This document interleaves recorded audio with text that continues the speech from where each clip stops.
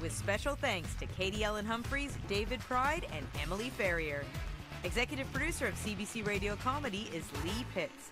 And thanks to everyone at the McIntyre Performing Arts Centre in Hamilton. This is CBC Radio 1, 990 AM, 89.3 FM in Winnipeg. Around the world tonight, we are facing a number of historic challenges. Ali Velshi has risen through the ranks, from a general assignment reporter in Toronto to MSNBC's chief correspondent. And over the years, his approach to journalism has changed. I'm not out here offering my opinions on everything and anything anybody wants to talk about, and I actively decline to do so. Ali Velshi on The Sunday Magazine with Pia Chattopadhyay, Sunday morning at 9:30 in Newfoundland, and on CBC Listen. You know the feeling of finding a really good podcast? Or the feeling of someone always being there, like your favorite radio show? Stream CBC Podcasts, CBC Music, and CBC Radio anytime, anywhere. Download the CBC Listen app for free. This is CBC News. Good afternoon. I'm Heather Wells. In Winnipeg at 12 o'clock, it's 18 degrees, partly sunny. Mix of sun and clouds today, a high of 22 with a risk of thunderstorms later today, showers tonight. There is a severe thunderstorm watch in effect right now for western Manitoba, including Brandon, Dauphin, and Riding Mountain National Park. There is conditions favorable for the development of severe thunderstorms this afternoon.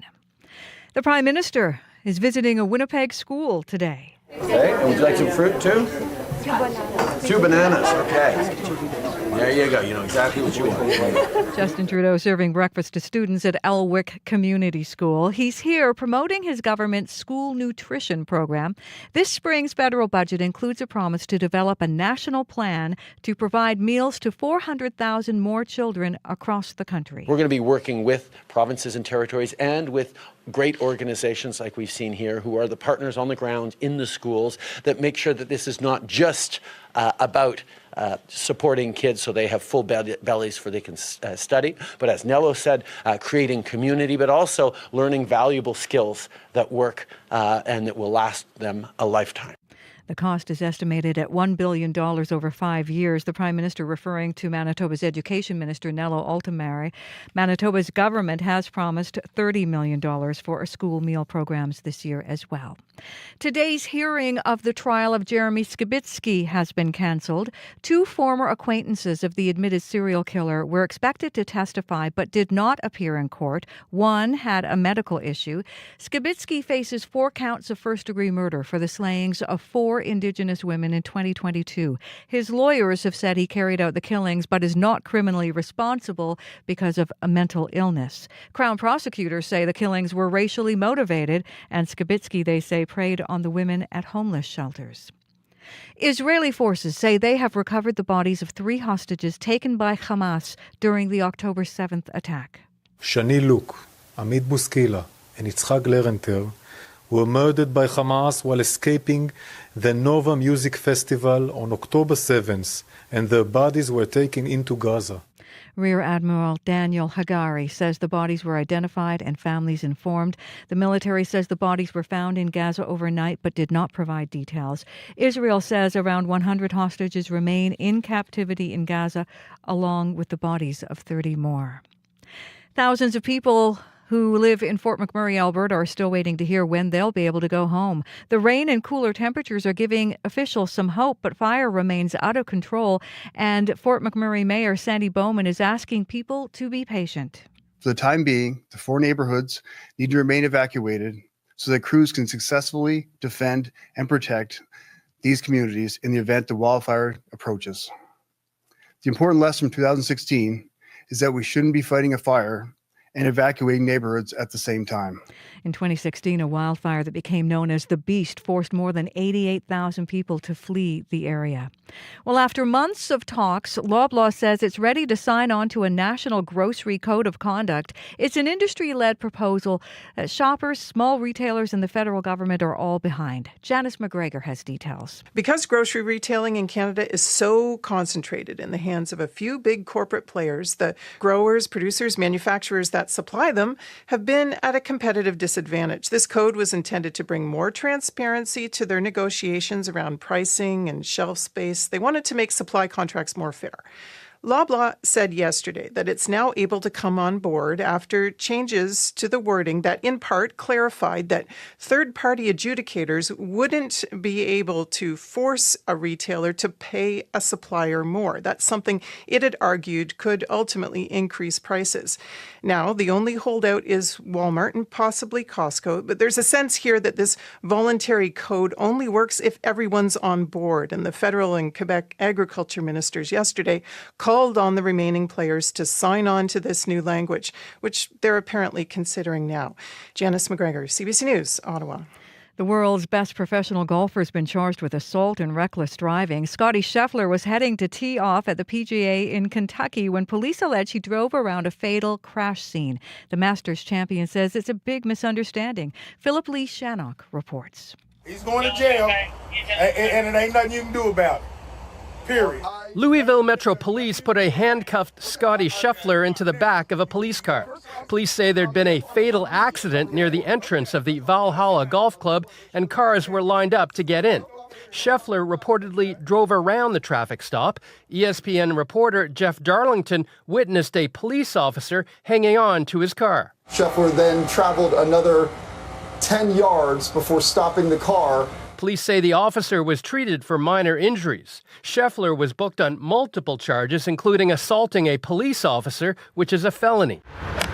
Scheffler was released in time to tee off. In a statement, the Masters champion said it was a chaotic scene and he misunderstood what he was being asked to do and that he never intended to disobey police instructions.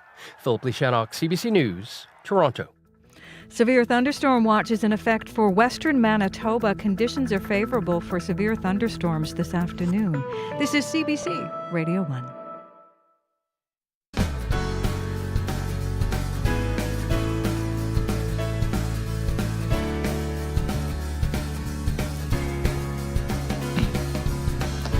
Good afternoon, Manitoba. You're listening to Radio Noon here on CBC Radio 1, 89.3 FM, 990 AM, everywhere on the CBC Listen app and on the CBC Manitoba YouTube page. I'm Corey Funk, in today for Janet Stewart.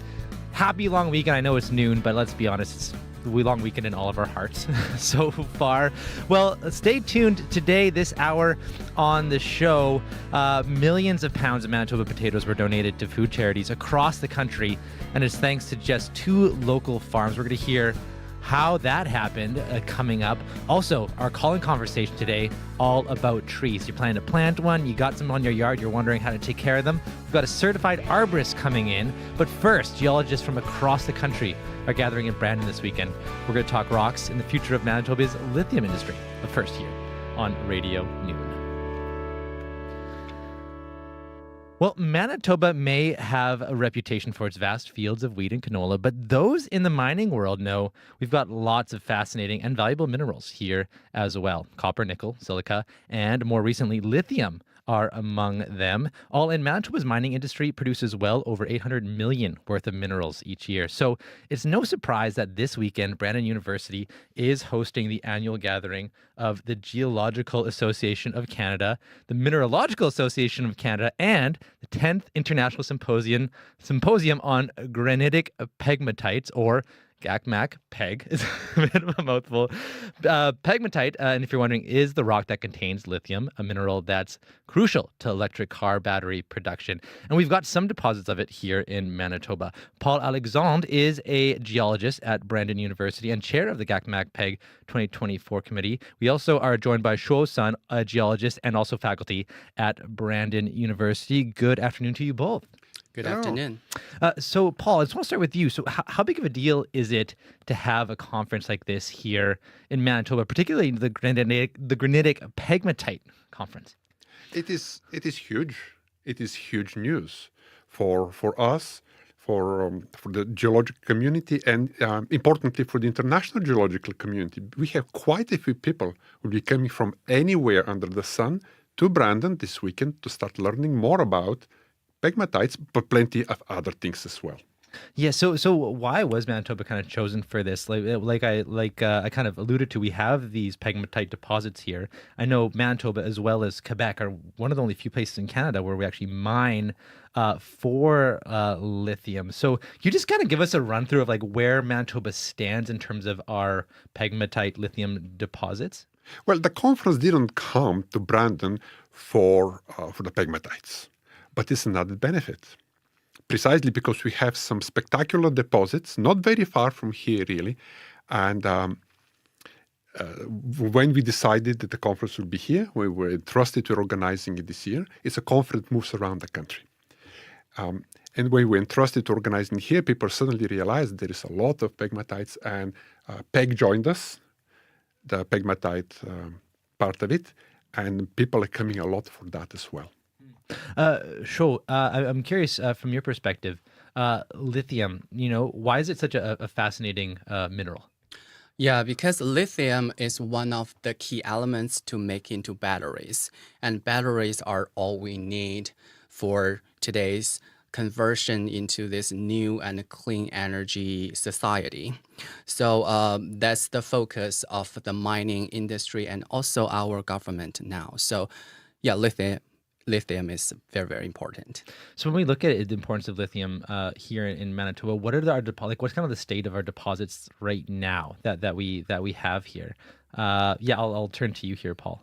We have one deposit that is well known, well researched, and is producing deposit. Again, that is very close to Winnipeg, just 2 hours northeast of here. But we have the potential for plenty more. Some in the same area, very nearby. Others are further north, and we speak of north of Flin Flon and of Thompson. Do we know about all of the lithium that might be in Manitoba? Is there still lots that could be explored that we just don't know is there yet? It's the latter. We know a fair bit, but there is much more to learn. And in a way, that's the exciting part. There is so much more to discover, so many new deposits to discover. Mm-hmm. And when we talk about mining lithium, what does the process look like compared to some other minerals, let's say like copper or nickel or something like that? In terms of copper, nickel is comparable. If you go to Flin Flon, to Snow Lake, we mine in through underground mines, and lithium is very similar. Okay. So we have relatively small operations that are underground. Their footprint on the surface is relatively small. We speak of maybe a couple of football fields, a couple of city blocks. That's the footprint on the surface. And of course, we have the underground operations, which are fairly extensive. Mm-hmm. And what's the environmental impact of mining for lithium, say, compared to other mining operations that we have here in Manitoba? Well, compared to other things, for instance, copper, lead, lithium is much less toxic. So there is that implication already. Having underground mine with relatively small surface footprint is also much less invasive. Right. So by and large, mining for lithium is much less polluting than what we can think of, for instance, if you go further west, oil sands and all that. In terms of the kind of conversations you're planning to have this weekend, let's kind of turn to that a little bit. Shul, what kind of conversations are you looking forward to having about, I don't know if lithium is particularly your specialty or not, but what are you looking forward to talking about? Actually, I'm a paleontologist, and I used to work in the oil and gas industry. So now the focus of my career path is like how the industry converts into new formats, because the traditional oil and gas industry is currently changing into mining more clean energy and how they can store those energy into other formats. So that's one trend where I'm hoping to see more techniques or new inventions for the oil and gas industry into this new clean energy world. And what about you, Paul? What are you looking forward to talking about this weekend? Well, we have, as I said, geologists, geoscientists from all over Canada, and a lot, maybe a quarter coming from abroad. And I'm much more interested in the scientific discussions we're going to engage. We have the brightest scientists of the country coming to Brandon. So I'm excited about the scientific discussion we're going to engage. What's the potential of lithium in Manitoba? Do you think it's one of the things that we can just be a competitor, or do you think there's ever a chance we can be a leader? Because I know, already Australia is well ahead where we are in terms of deposits, things like that. What do you know about where we could The go? potential is there. The geological, natural potential is there. What we do with it is a completely different story. We have economic imperatives, we have political imperatives. From there on, it's really out of the hands of the geologists or even of the mining industry. Right. And I'm even curious from a scientific perspective, how did lithium get here? Why do we have these deposits here in Manitoba? Lithium is a fascinating element. It's one of the very rare elements. It's very rare, actually. And it's also not produced anywhere but in the interstellar space. Would you believe it? Okay. True story. By a specific process called spallation. So because of that, it's very rare anywhere in the universe. And suddenly you have massive concentrations at that specific deposit. I was talking earlier, it's about 0.6%, which is significant. So from very, very tiny, undetectable amounts to 0.6%, how did that happen? The processes are multiple. They're well understood. And that's what we're going to be talking a lot about the specific processes. How did lithium come here? And I also, so what do you hope that, at the end of this conference, we're bringing, because it's scientists, it's geoscience, but there's also industry folks as well. When everyone's coming here, what do you hope people take away all in from this conference? Really, to each their own. There are many people who take what they want. What is dear to them. Sure, he is paleontologist. I'm geochemist. So all sorts of things. But ultimately what I want is, if I can call it cross-contamination, people talk to each other. And that's what the conference is about. People talk to each other a lot. So engage the discussion between people. That's what I really hope. I also understand there's non-geologists, non-scientists. They're also invited to come check it out as well. Absolutely. What do people need to know if they want to come? We have so many activities for the public. We have organized quite a few things. We're going to show them fluorescent minerals that shine in the dark. If you shine UV light on them, super fascinating. Wow. We have free mineral identification kits to give to anybody who wants to come. We can show them our own rock and mineral collection and fossil collection, which is also fascinating. And Shu and I will be guiding people around. We have activities. We have rock doctors. Bring your rock, any rock. And we have a bunch of volunteers who are going to tell you exactly what it is and how informed. What else do we have? That's about it. Yeah. Oh, yeah, we have free gems. Okay. Would you believe that? Free gems? We have actual free gems. Okay, that sounds like, and I can just turn around and sell it for multi-millions after, right? Well, that's how it works? They're small. Okay. They're real gems, but they're small. And we have a fair bit, and that's why we're going to give some of them. Oh, that sounds great. And before I let you both go, I'm always just kind of curious, what made you fall in love with rocks and minerals? It's fascinating.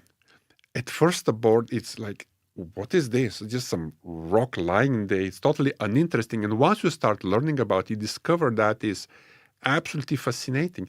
It has a history, complex history. In a way, it is like in biology, when you have some tree and some seed, you have some cycle, something happening. Same here. Rocks have very long, very complex history. And we're speaking in 4 dimensions here. We add time. To see all parameters move in 4 dimensions is absolutely fascinating. And it's complex. It's very complex. And that's what we like. Once you fall into geology, you never get out. What about you, Shuo? Do you feel the same way? What made you fall in love with, I guess, paleontology, but also to a certain degree geology? Yeah, because when I was a kid, I liked collecting fossils. There are fossils just in the hills near my home. So when I was a kid, I loved fossils. So when I grew up, I started to study fossils and rocks, and I traveled a lot because of geology, because you can go to any mountain areas to collect fossils, rock samples, and to look at the structures of the rocks. Those are amazing. And geology gives me a lot of opportunity to travel around and meet fun people. And it takes you to somewhere that the other people may never go to, like into Tibet, or just like it's a great job. So yeah. And I guess this is also an exciting chance to show off Manitoba, what we've got here too, because as much as there's the reputation we're flat, quote unquote boring. But we've got some interesting geology here as well, right? So what are you excited to show people from across Canada around the world? That was a huge incentive for us to bring the conference to Brandon and say, actually, there's interesting stuff going on. Our geology, for instance, is absolutely fascinating. Of course, the fields are there, and that's great. But geology is very interesting. And as I said, that's why many people are coming to see these specific pegmatites. They're excited about that. So we have a lot to show off. Great. Well, thank you so much, Paul Schwo. Thank you so much for joining us. Best of luck with the conference. Thank you for having us. Thank you very much. And the public is absolutely invited. Anybody can come and have a lot of fun with us. Oh, looking forward to it. Well, that is Paul Alexandre as well as Shuo So. They are, Paul is a geologist. Shuo So is a paleontologist at Brandon University. And Paul is the chair of the GAC-MAC-PEG 2024 committee. The conference starts Sunday and wraps up on Wednesday. Who cries more, winners or losers? Cry if you want to cry. Can heartbreak help break records? You want to be great? You need to sacrifice. Do bigger fans have higher blood pressure? How's your heart rate? Why do we love rooting for underdogs? Gotta support the home team. What makes top dogs go the distance? How far will champions go to win? I was just curious. Does it matter if they have nothing to lose? Is that a yes? When you get curious, you get CBC. 12:19 right now. You're listening to Radio Noon here on CBC Radio 1. I'm Corey Funk in for Janet Stewart. And still ahead on the show, we are going to be taking your calls on trees. It's a long weekend. Maybe you're hoping to get some trees in the ground, get them start growing over the summer. We're going to have a certified arborist joining us to talk about how to plant trees, how to care for them, and maybe what to do if you got some dead trees on your yard. So stay tuned for that. We're going to give out the number shortly, and you will answer your questions as well. We're going to hear about good old-fashioned Manitoba generosity. That is no small potatoes. We're going to hear about a spudtastic donation from 2 Manitoba farms that's now helping feed people across the continent. But first, let's take a look at current conditions across the province. There is a severe thunderstorm watch issued for much of southwestern Manitoba. That includes Virden, Brandon, Melita, Killarney, Dauphin, Minnedosa, St. Rose, McCreary, Gladstone area. There is the potential for some severe thunderstorms, strong winds, large hail, heavy rain, and even Environment Canada says the possibility of an isolated tornado. So keep that in mind as you make your plans for this afternoon and evening. And of course, that system will be moving east across the province today. But right now, Brandon, we are sitting at 20. Churchill, 1 degree right now. Fisher Branch, 13. Lynn Lake, you are 4 degrees right now. Melita's hot spot at 22. To Dooley Lake, 1 degree right now, you are a cold spot. And Winnipeg at the Forks, 18.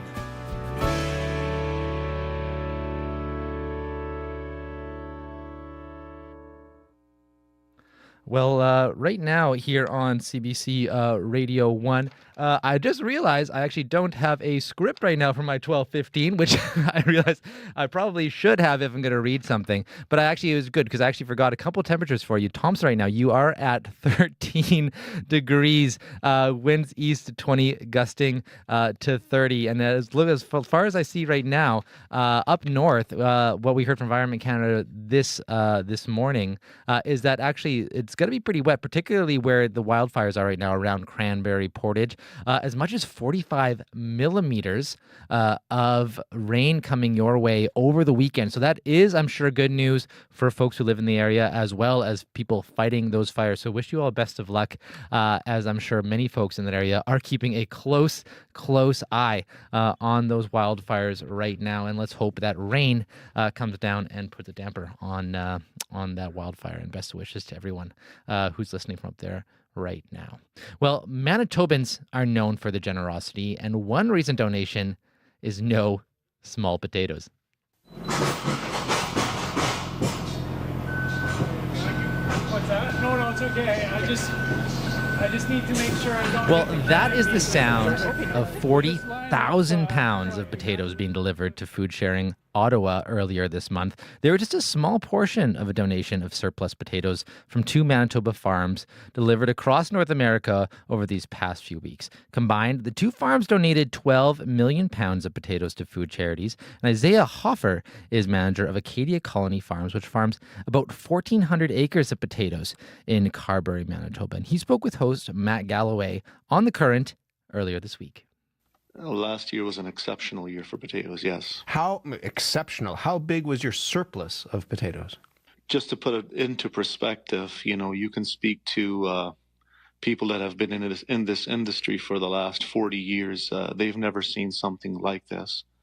I also have to say that everything has changed to, the way our farming practices, and more precision farming has also helped with increasing some of the yields. But I think the weather that we had last year must have been just, it was just a suitable year for growing potatoes.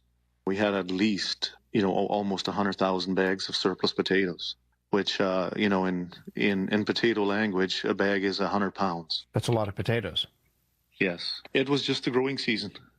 It was just the way it was. And it's not only us that saw that, it's everybody saw that in the industry in Manitoba. So what were you thinking of doing with those extra 6 million pounds of potatoes? Typically, if you have some extra potatoes, there's always a little bit of room in the industry where those potatoes would be used in different jurisdictions. But this year it seemed like everybody had an abundance. Usually the processors would find a way to use them. But this year everybody had a good crop, and it wasn't just us. It was all the farms around us. Mm-hmm. And it just created a huge surplus of potatoes, which meant that the processors just could not use those potatoes. And it was either we haul them to the feedlots or we haul them back out in the field. So where did the idea of donating them come from? How did that end up on your radar? We work with Keystone Potato Producers. It's an association that all Manitoba farmers work with. So they sent out this opportunity. They sent an email out of this opportunity to work with FarmLink. So as soon as I saw that, I actually reached out to them and got some contact information and made contact with a gentleman by the name of Mike Myers from FarmLink. From there, it just went straight ahead, and within 2 weeks we were shipping to potatoes all over North America. All right, so let's bring somebody from FarmLink in to pick up this story. Isaiah, stay on the line with us. Kate Nelson is the Chief Marketing Officer for FarmLink. She is in Brooklyn, New York. What is FarmLink? And tell us a little bit about this project. The FarmLink project is a nonprofit that we founded in 2020 in response to we were all college students having been sent home from our various universities, and we were seeing on the news these really dramatic lines at food banks. At the same time, we saw really intense food having to be thrown away due to supply chains being shut down. And so in 2020, we thought, this feels like one problem can solve the other. So what we did is we basically rented a U-Haul, and we called a bunch of farms, and eventually one said, if you can take our surplus, you can have it. We delivered that surplus of eggs to a local community food bank, and we just kind of rinsed and repeated that model. And now 4 years later, here we are. We've moved 200 million pounds of food across the United States, Canada, and Mexico. We're seeing surplus kind of all over the place. We grow enough food in the United States, at least, to feed everyone in the country 2 times over. And just due to supply chains, we see a lot of that go to waste. So we kind of see it all over the place. We're anticipating a pretty large surplus of apples coming up in the fall. Last year, we rescued 13 million pounds of apples. And we deliver this produce to hunger-fighting charities and food banks and really anyone who will take it. I mean, it kind of gets complicated because not every food bank wants 40,000 pounds of potatoes. So how do you learn that farmers have excess produce? I mean, like some sort of bat signal that goes up. you notice and you say, we're heading there to pick up the apples. We're heading here to pick up corn. We're heading here to pick up potatoes. Yeah, it's not so much a bat signal as much as it is we have kind of a team of experts who've been in the agriculture industry for so long that they can kind of anticipate, where the surplus might be. And also, I think the reason that we've seen so much success is just due to relationships. So, our head of farmer advocacy created a really awesome relationship last year with the executive director of Keystone Potato. And I think it really is just it's about collaboration and communication. So if, an area is seeing surplus, they know who to call. You know what I mean? It's less Batman, more Ghostbusters. I love that. How did you find out that there were 12 million pounds of excess potatoes from these 2 farms in Manitoba? Last June, our head of farmer advocacy, Mike Meyer, met Susan Ainsworth at a potato convention, which they have, and apparently are pretty awesome. And yeah, I think that she kind of just understood that there was this surplus that was happening, and so she reached out to us, and we were able to really activate. And luckily we got all the packaging for the potatoes donated to us by Simplot, so we really couldn't have done it without them. But it was just really we got a call, and then we thought, let's just try to do this. The other thing that's really a catastrophe when food goes to waste is it releases really harmful emission.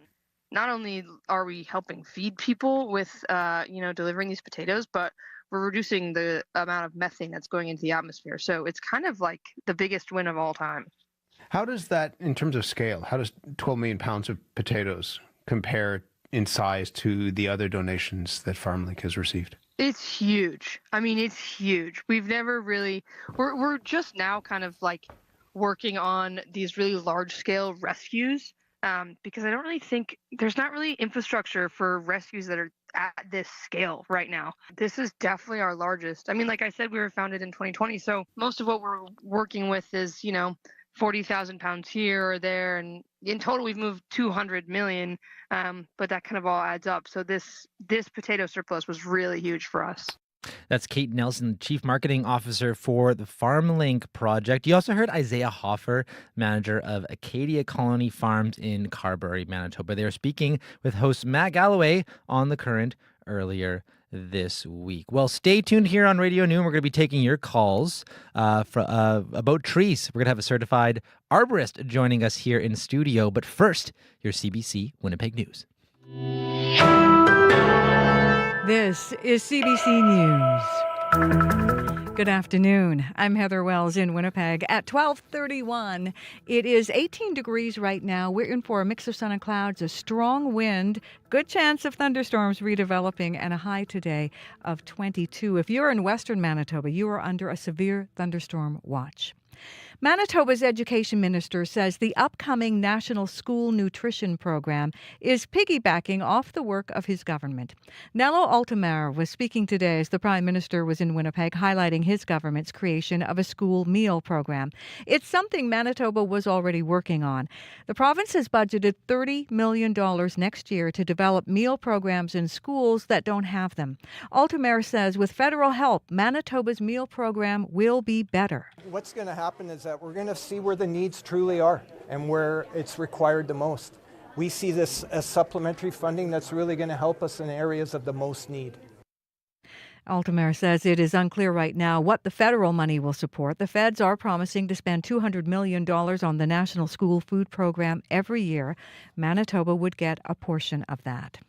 Today's hearing of the trial of Jeremy Skibitsky has been canceled. Two former acquaintances of the admitted serial killer were expected to testify but did not appear in court. One had a medical issue.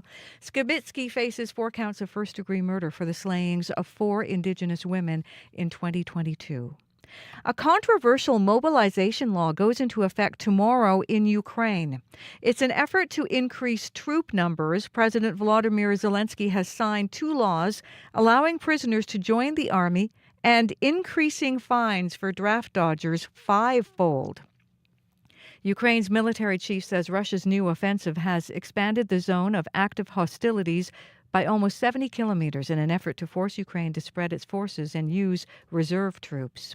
A child under the age of 5 has died of measles in Ontario. Public Health Ontario says it's the first such fatality in the province in 25 years. The agency says the child was not vaccinated against the respiratory disease. Children make up more than half of the 22 confirmed cases of measles in Ontario this year. The number 1 golfer in the world says his arrest this morning was part of a big misunderstanding. Scotty Scheffler is charged with assaulting a police officer, which is a felony offense, as well as reckless driving and ignoring traffic instructions. Scheffler was headed to the PGA Championship in Kentucky, but a fatal accident earlier that day slowed traffic to the golf club. Police allege Scheffler went around a roadblock and injured an officer who had grabbed onto his moving car. Steve Romanes is Scheffler's lawyer. We'll just let it all play out. That's the extent of what we know. It's moving pretty fast at this time, but we'll litigate the case as it comes. The 27-year-old golf champion was released from jail in time to tee off in the second round. Scheffler says he didn't intend to disobey police and called the incident a chaotic situation. You can find more news updated throughout the day on our website, cbc.ca/Manitoba. Heather, do you have a tree in your yard? I do not. Really? Well, okay, so I have to tell you, I actually live in an apartment block, but when I had a house, I had several trees, yes. Okay, that makes sense. What was your favorite tree? Did you have one? Well, I can't pick. There was a lilac from the farm. There were two spruce trees from the farm. They were beautiful. The smell of lilacs every year, it's the best. It's the best. Well, thank you very much, Heather. Take care. Have a great weekend. Yeah, you too. Thanks. That is Heather Wells at the CBC News Desk. And Riley Laychuk is not in with weather quite yet, so we'll be catching up with him shortly, maybe later in the broadcast. But in the meantime, do keep in mind, if you are in southwestern Manitoba, you are under a severe thunderstorm watch right now. But meanwhile, it is actually fairly sunny here in Winnipeg. Well, as I was alluding to earlier, attention tree lovers, if you dream of sitting in the shade of a new tree, you'd better get planting. It takes time for trees to get established and grow, and we're here to help. Carla Antonation is our guest for today's call-in conversation. She is co-owner of Trilogy Tree Services, and she joins us now in studio. Hi there, Carla. Hi. So, and before we kind of get chatting with you, I just want to put the number out here for folks. If you have your questions about trees, maybe you're thinking about planting one, maybe you've got one that you're kind of worried about caring for, or, maybe you've got a dead one. You're trying to think about how do I get rid of this thing? Give us a call, and Carla is here to answer your questions. That number to call, 204-780-0893. That's 204-780-0893. Or out of town, if you want some toll-free action, 1-800-268-5483. That's 268-5483. Well, Carla, so months ago it seemed we might have a bit of an early summer, but then things cooled off and it got really wet. So how does that impact our trees? I think that the trees are actually moving along as they should. Okay, good. But it's really altered our perception of where spring should be, though. Okay. We think it should be summer by now. But Yes, yeah, totally. the trees are actually on track as to where they should be. Okay, that's really good to hear.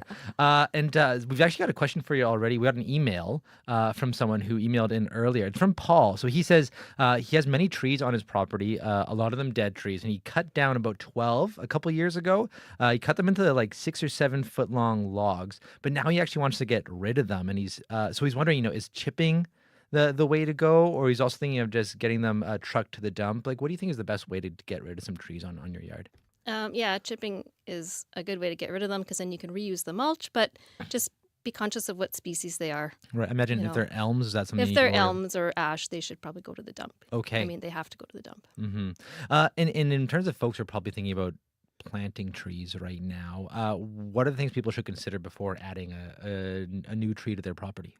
I think they should look at where on their property they're planting it and how much room they have, because that's going to dictate what size of tree they can put in. Right. And it's not just the overhead room for a tree. You have to think about how much space you have in the root zone, because soil volume has a big impact on how well the tree is going to do over time. Mm-hmm.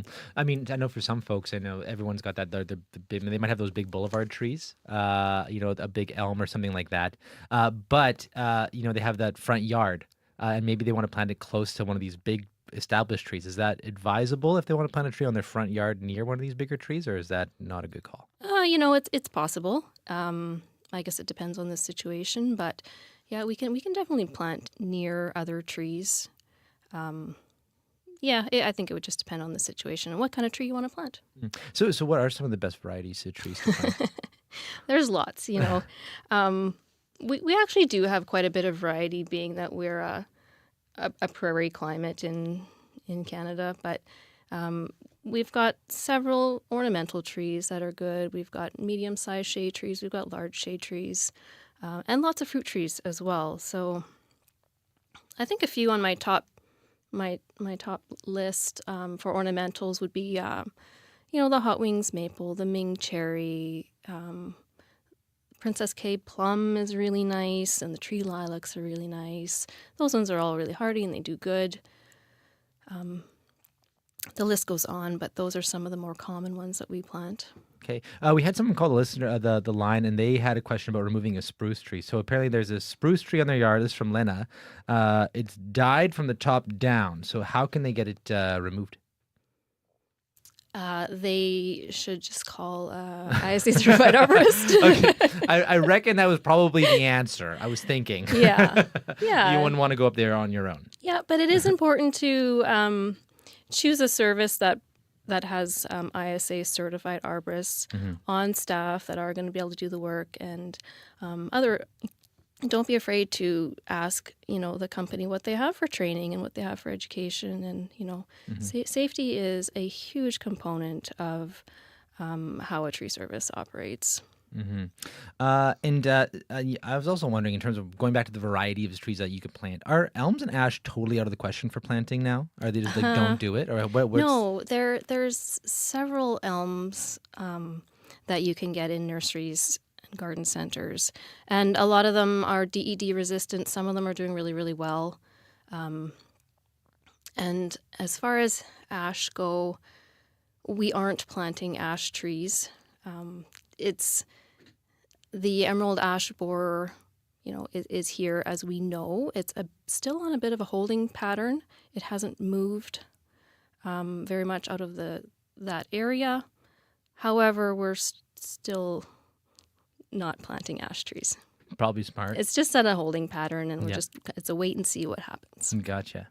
We got a question from someone on YouTube, actually. So what's the best way to get rid of tree stumps and roots, particularly from old lilac trees?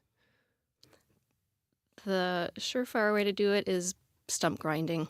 Makes sense. So it's a machine that has a cutting wheel on the front of it, and it actually grinds out the roots in the stump. That's the best way to prevent it from regrowing. And let's say, I'm just going to put the number out here one more time for folks if they are thinking of giving us a call. If you have your questions, that number to call, 204-780-0893. That's 204-780-0893. Toll free, 1-800-268-5483. That's 1-800-268-5483. So let's say you're at a garden center. You're just like, I want to plant a tree. What the kind of things should you be kind of looking for in a good, healthy tree? When you're actually selecting the tree? Yeah. Yeah.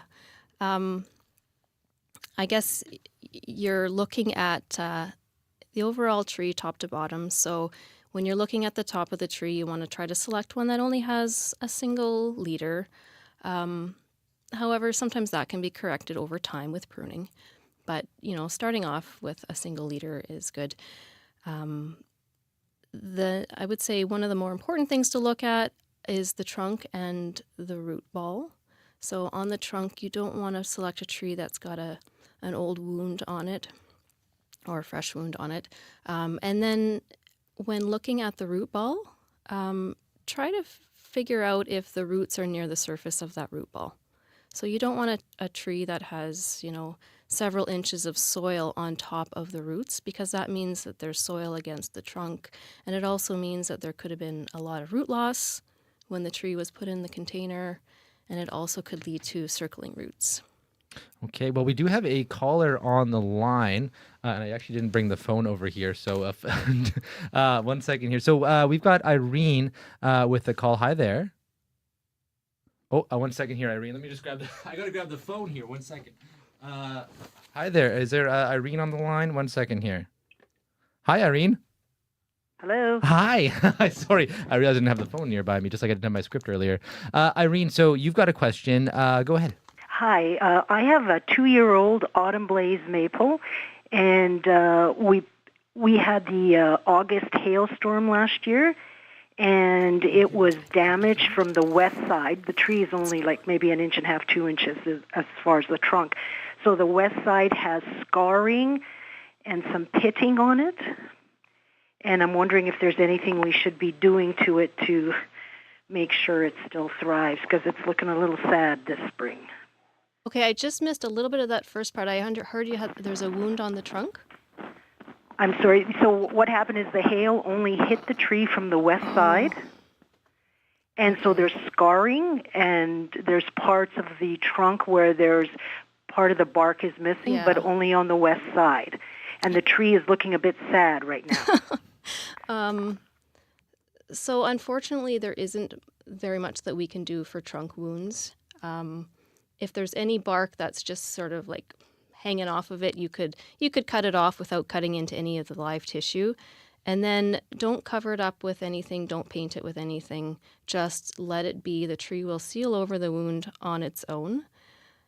I've heard of other hail-related damage to tree canopies today. So yours isn't the only one, but it's best just to let the tree seal over those wounds and deal with them on their own. Thanks for that. You're welcome. Okay, bye. Thank you, Irene. We also have Benna here on the line. Hello there, Benna. Hello. Hi. What's your question?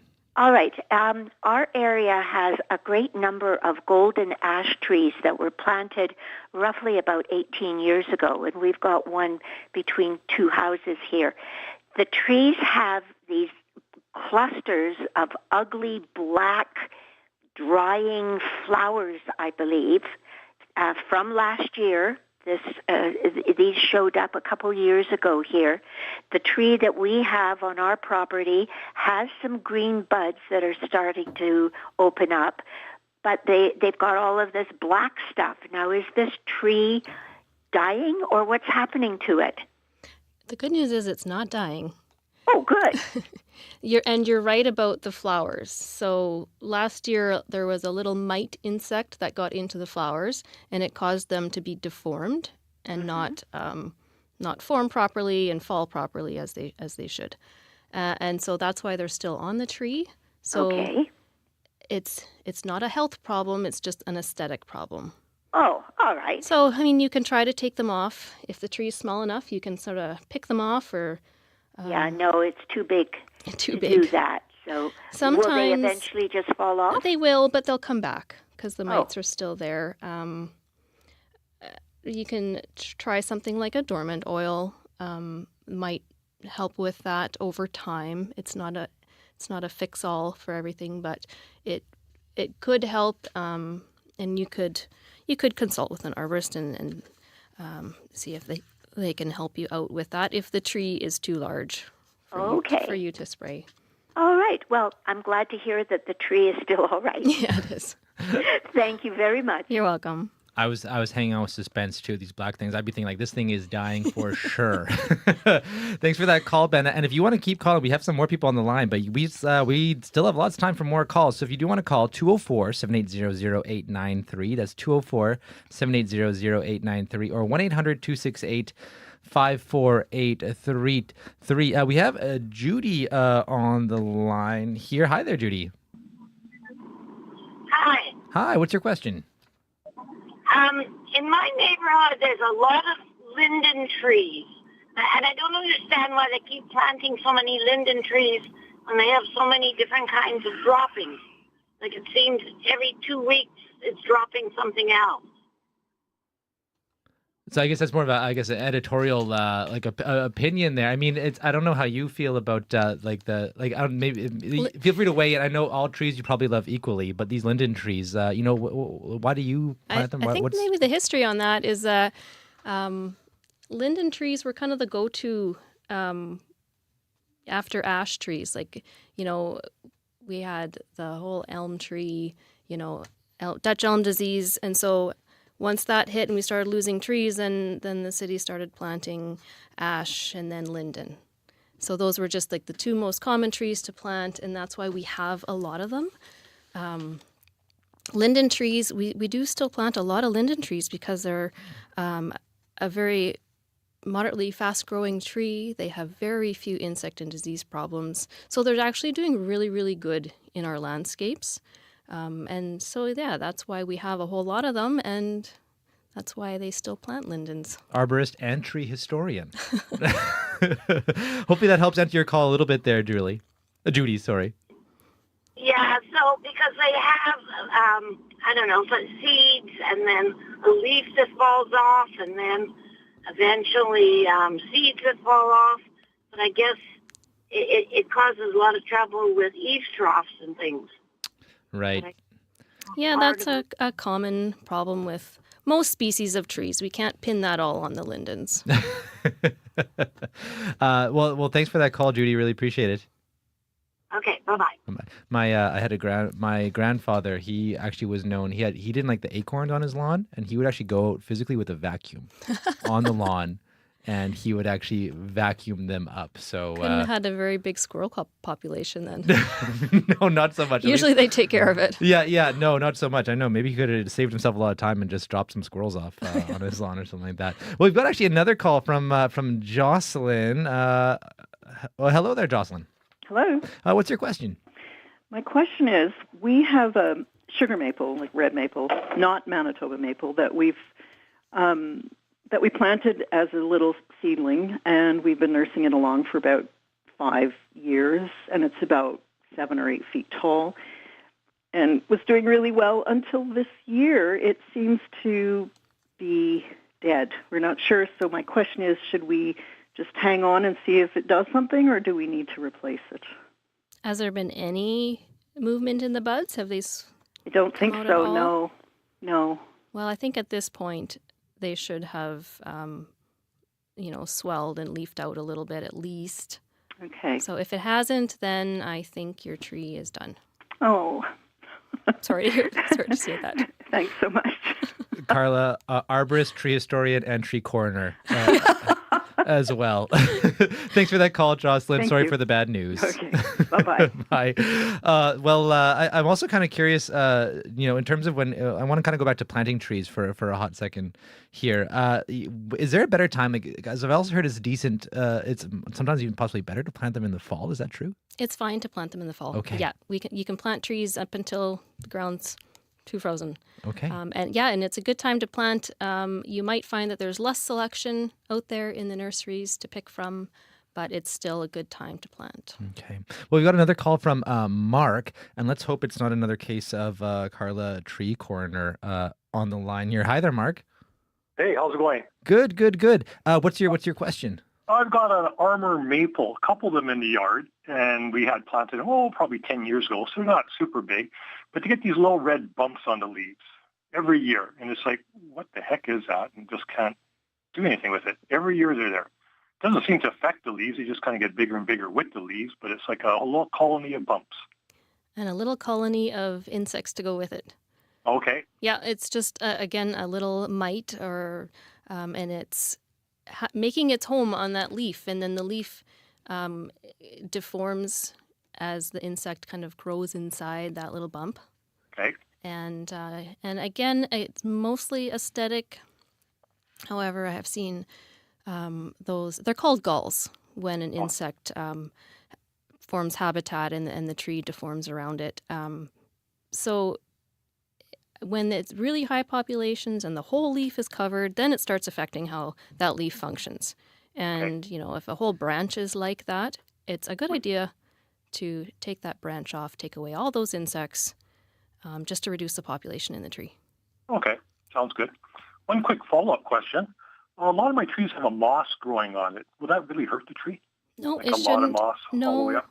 No? It just means that it's probably shady and it probably stays damp. All right. But it doesn't hurt the tree. Cool. Thank you. You're welcome. Bye. I just had a friend who got back from Costa Rica, and I think just compared to Manitoba, he was like, there's a lot of things growing on trees down south. Like, he's surprised by how symbiotic a lot of everything is with all the stuff growing on trees. It's amazing. It is really amazing how much they host so many other plants, especially in tropical regions. Speaking of hosting other things, one thing that we really don't want to see on our trees, caterpillars. I know every year it's like right now it's like the kind of perfect moment. We don't have mosquitoes.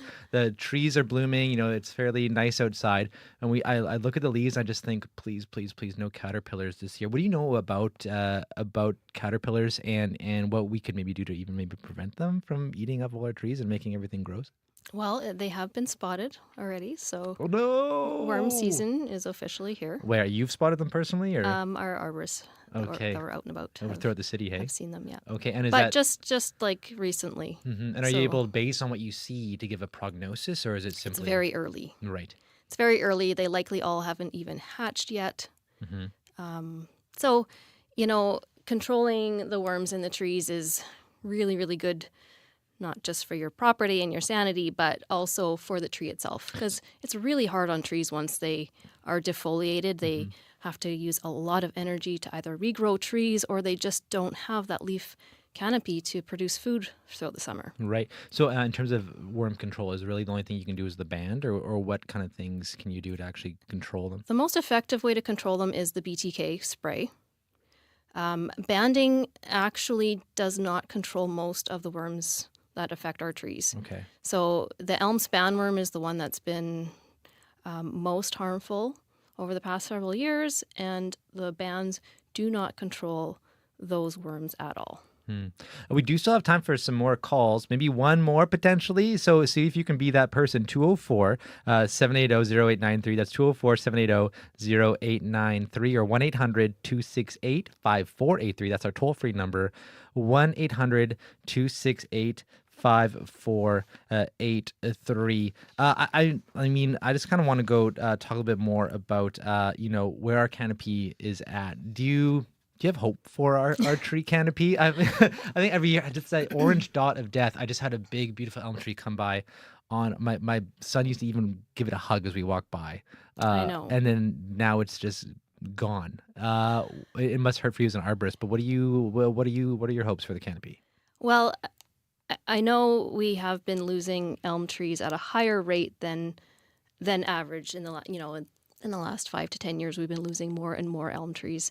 But I think it's important that everybody remembers that we don't give up on these trees. And there's been such a big push on planting over the last couple of years with all of the funding that's been put into planting, and that's great. We need to replace trees that are lost, but we cannot forget about our existing mature trees, and we can't let our elm trees go just because we think we can replace it, because they are irreplaceable. So I think we need to just keep our elms and our oaks in mind, and we really need to pay attention and care for those trees. Our lines are actually currently blowing up right now, but we do have time for one more call, I think, from Kirk. Kirk, what's your question? Hi there. I have a silver maple, and it's probably about 30 years old. It's about, 3 stories tall. It's been there since we've moved here. We recently did some landscaping on that side of the property, and I think because we did that, I don't know, it might have affected the way that the soil drainage is working, but that tree is not so healthy over the past couple of years. The leaves are less, are smaller, and they're less green, and they turn yellow earlier, and the tree just doesn't look healthy. I'm trying to figure out how I can bring it back to life, or if I can. That sounds pretty typical. Likely the roots were disturbed when the construction happened, so either the roots were cut or grade changes happened. So you need to look at adding to the soil, like remedying the soil to help that tree along, whether it be aerating it, or you might even need to provide some more nutrients for that tree. But unfortunately, sometimes if too much root damage happened, then there isn't much that you can do.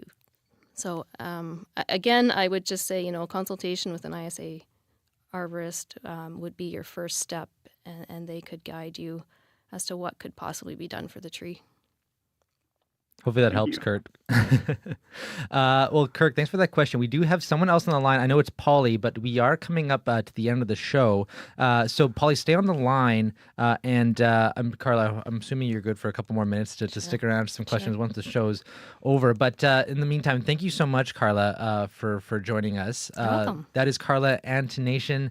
She is a arborist, tree coroner, tree optimist, tree historian, and the co-owner of Trilogy Tree Services. Well, at 12:58 right now, just a big thank you to everyone who helped put together today's show. Travis Peterson was making us look good on YouTube. Our tech, Daniel Friesen. Director, Dylan Longhurst. Our show producer, Nelly Gonzalez. Senior producer of audio is Leif Larson, and I am Corey Funk, sitting in today for Janet Stewart. I hope you all have a lovely long weekend. It's going to be a wet one. There is severe thunderstorms. Watch in effect for southwestern Manitoba. But I hope whatever you find yourself doing something you love with the people you love this weekend. All the best. And you're listening to CBC Radio 1, and coming up next, CBC Podcast Showcase. See ya.